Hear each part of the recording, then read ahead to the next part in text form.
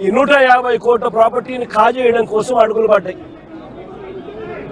వీరందరూ చంద్రబాబు నాయుడుతో సన్నిహితులు. నారా లోకేష్ గారి ఇన్వాల్వ్మెంట్, లోకల్ ఎంపీ కేశినేని చిన్ని పూర్తిగా ఇన్వాల్వ్ అయి ఉన్నారు. ఇక్కడ కార్పొరేటర్ కూడా జనసేన పార్టీకి సంబంధించిన కార్పొరేటర్ కూడా ఒక ఆయన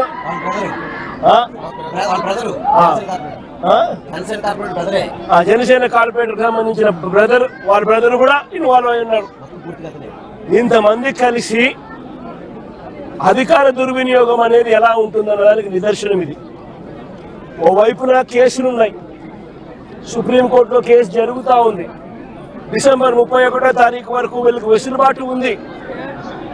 మరోవైపున ఆ కేసు అక్కడ కొనసాగుతూ ఉండగానే 200 మంది పైచిలకు పోలీసులు ఇక్కడికి వచ్చి ఏకంగా ఈ పోలీసులు ఈ అన్యాయస్తులకు మద్దతు ఇస్తూ బుల్డోజర్లు పెట్టి పేదలను మధ్యతరగతి వాళ్ళను రోడ్డు పాలు చేసిన ఘటన ఇది.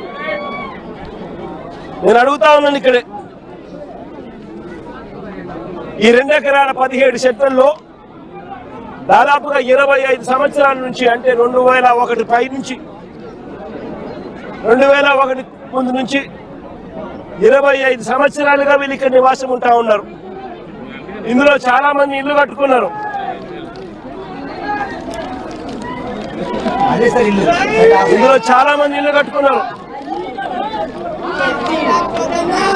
ఈ ఇంటికి సంబంధించి, ఈ ఇళ్లకు సంబంధించి Vijayawada municipal corporation building plan approvals ఇచ్చినారు.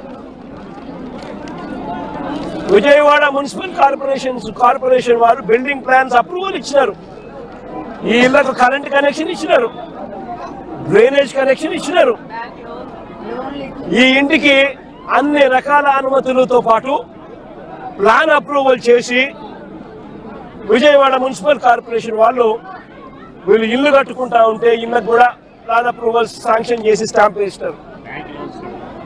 మరోవైపున బ్యాంకులు వాళ్ళు డ్యూ డెలిజెన్స్ పూర్తి చేసి వీళ్ళందరికీ లోన్లు కూడా ఇచ్చినారు. ఇక్కడ ఉన్న వాళ్ళు దాదాపుగా ఒక్కొక్కరు 20 లక్షలు 25 లక్షల రూపాయల పైన వీళ్ళంతా కూడా లోన్లు కూడా తీసుకుని ప్లాన్స్ ఎలా ఇచ్చారో అని అడుగుతా ఉన్నా.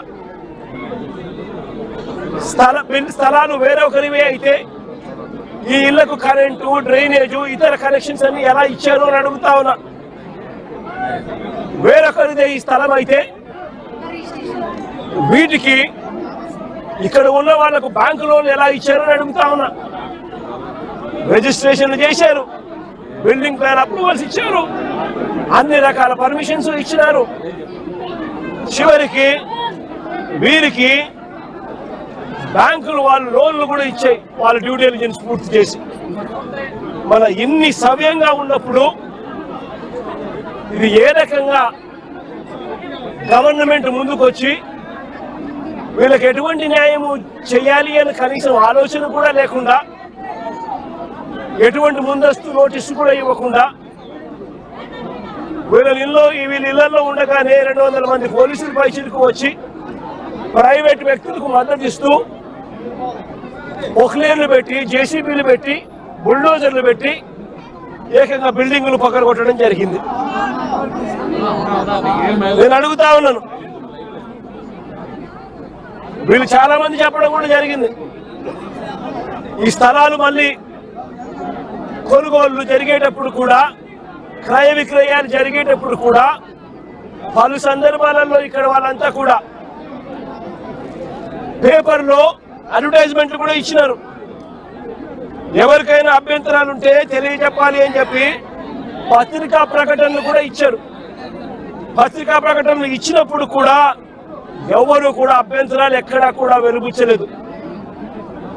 అలాంటిది 25 సంవత్సరాలుగా వీళ్ళు ఇక్కడే ఇలాగే ఉంటే వీళ్ళను బుల్డోజర్లు పెట్టి ప్రైవేట్ వ్యక్తులకు మేలు చేసేందుకు ఈ 150 కోట్ల పైచిలకు, ఇవాళటి వాల్యూలో 150 కోట్ల పైచిలకు వాల్యూ ఉన్న ఈ ప్రాపర్టీని కబ్జా చేసేందుకు ఏకంగా చంద్రబాబు నాయుడు, ఆయన కొడుకు, ఆయన పార్టీకి సంబంధించిన ఎంపీ, జనసేన పార్టీకి సంబంధించిన కార్పొరేటర్లు, ఇంతమంది ఒకటై పేదలను నిస్సహాయాలుగా ఈరోజు రోడ్డు మీద నిలబెట్టించారు. నిజంగా నేను అడుగుతా ఉన్నా, ఈ ప్రభుత్వం అన్నది పేదల తరఫున ఉందా అని.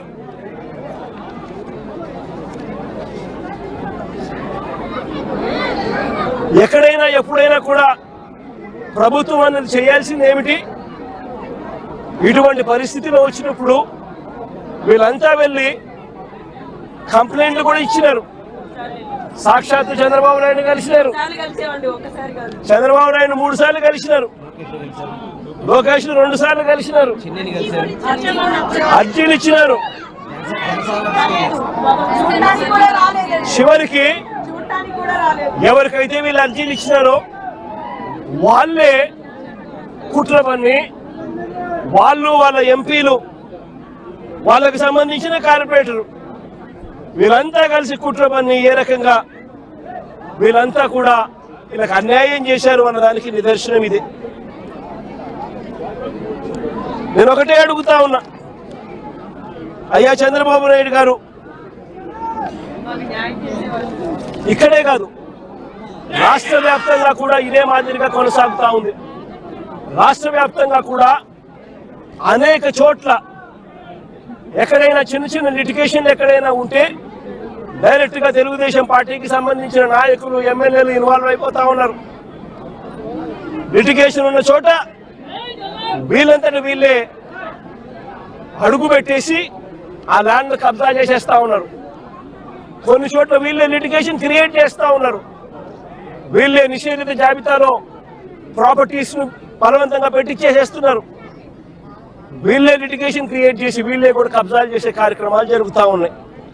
రాష్ట్ర వ్యాప్తంగా ఇదే రకమైన అన్యాయం కొనసాగుతూనే ఉంది. నేను ఇప్పటికైనా చంద్రబాబు నాయుడు గారికి ఒకటే చెప్తా ఉన్నా, ఈ ప్రెస్ కాన్ఫరెన్స్ ద్వారా ప్రతి ఒక్కరికి కూడా నేను ఒకటే మనవి చేస్తా ఉన్నా, దీంట్లో సిబిఐ ఎంక్వైరీ జరిగించాలి.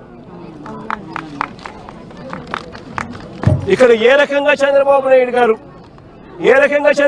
గారు కొడుకు, ఏ రకంగా తెలుగుదేశం పార్టీకి సంబంధించిన ఎంపీ, ఏ రకంగా వీళ్ళంతా కూడా ఇన్వాల్వ్ అయ్యి, ఇంక్లూడింగ్ జనసేన కార్పొరేటర్తో సహా ఏ రకంగా వీళ్ళంతా కూడా దీన్ని కబ్జా చేసే కార్యక్రమం చేస్తా ఉన్నారు అనేది ప్రజలకు తెలియాలి. ఇంతకుముందు చంద్రబాబు నాయుడు గారు ముఖ్యమంత్రిగా గతంలో ఉన్నప్పుడు 2016లో ఒక ఫేక్ సొసైటీ క్రియేట్ చేసి 1981 డేట్ వేసి ఏ రకంగా పేదల ఆస్తుల మీద, పేద ప్రజల ఆస్తుల మీద ఏ రకంగా కన్నేశారు అన్నది కూడా ఇవన్నీ బయటికి రావాలి.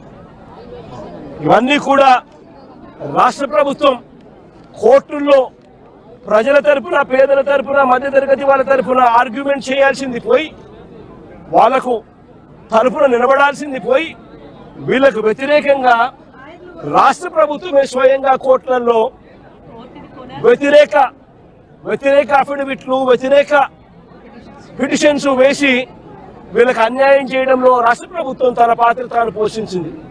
వీటి అన్నిటి మీద కూడా ఎంక్వైరీ జరగాలి.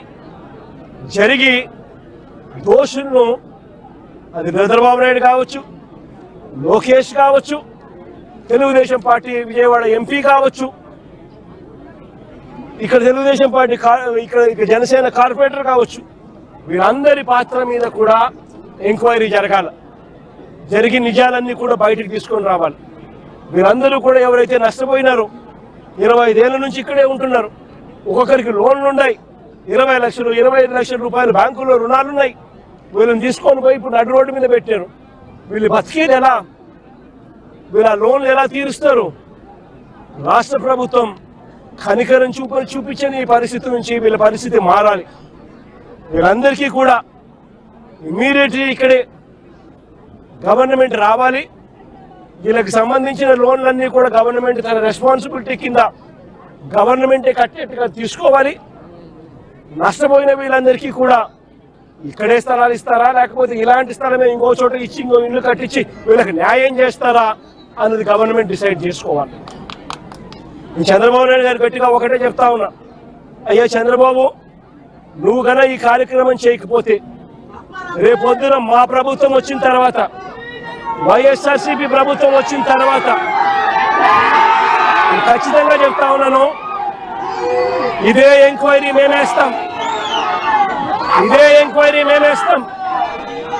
మిమ్మల్ని కోర్టు ముందర దోషులుగా నిలబెట్టడమే కాకుండా వీళ్ళందరికీ కూడా, బాధితులందరికీ కూడా కంటికి రెప్పలా మేమంతా కూడా కాపాడుకుంటూ, వీళ్ళందరూ కూడా ఎవరైతే నష్టపోయినారో ప్రతి ఒక్కరికి కూడా ఆ నష్టంలో ప్రభుత్వం భాగస్వామ్యమై వీళ్ళందరికీ తోడుగా ఉంటుందని చెప్పి బాధితుల తరఫున మీ జగనన్న మాటిస్తా ఉన్నాడు అని చెప్పి ప్రతి బాధితుడికి కూడా నేను చెప్తా ఉన్నాను.